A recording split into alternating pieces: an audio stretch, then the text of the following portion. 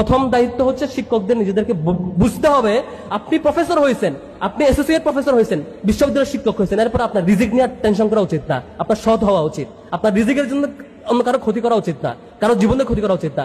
আপনি বিশ্ববিদ্যালয়ের নিরাপদ কেরিয়ার শিক্ষক হওয়ার পরও যদি আপনার মধ্যে এই নৈতিক বল না থাকে, আপনি যদি অনৈতিকতার পথ অবলম্বন করেন, আপনার জন্য লজ্জা। আপনি একটা নিরাপদ কেরিয়ার হওয়ার পরও আপনি শিক্ষার্থীদের ক্ষতি করছেন। আপনি অন্তত এই পর্যায়ে এসে আপনার সৎ হওয়া উচিত।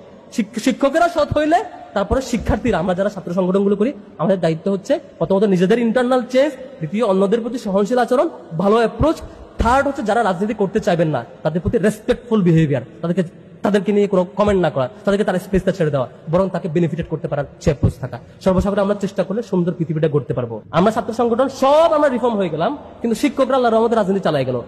বিশ্ববিদ্যালয়ে কখনোই সঠিক রাজনীতি তার ফিরবে না। কেন জানেন? ঢাকা বিশ্ববিদ্যালয়ে দেখবেন কিছু কমিটি হয়, এই কমিটি ওই কমিটি এই কমিটি, বিভিন্ন কমিটি হয়। কমিটিতে চান্স পায় কারা?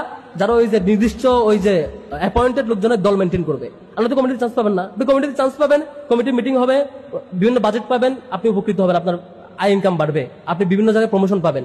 আপনি প্রফেসর কেমনে হবেন বা অ্যাসোসিয়েট প্রফেসর, প্রমোশনটা যদি পলিটিক্যালি নির্ভর করে, অথবা আপনি একটা কমিটিতে চান্স পাবেন কিনা সেটাও আপনি কোন দল করেন সেটার উপর নির্ভর করে, অথবা আপনি প্রভোস্ট হবেন কিনা, আপনি হাউস টিচার হবেন কিনা, আপনি ডিবেটিং ক্লাবে কনভেনর হইতে পারবেন কিনা, আপনি ছোট্ট একটা জায়গায়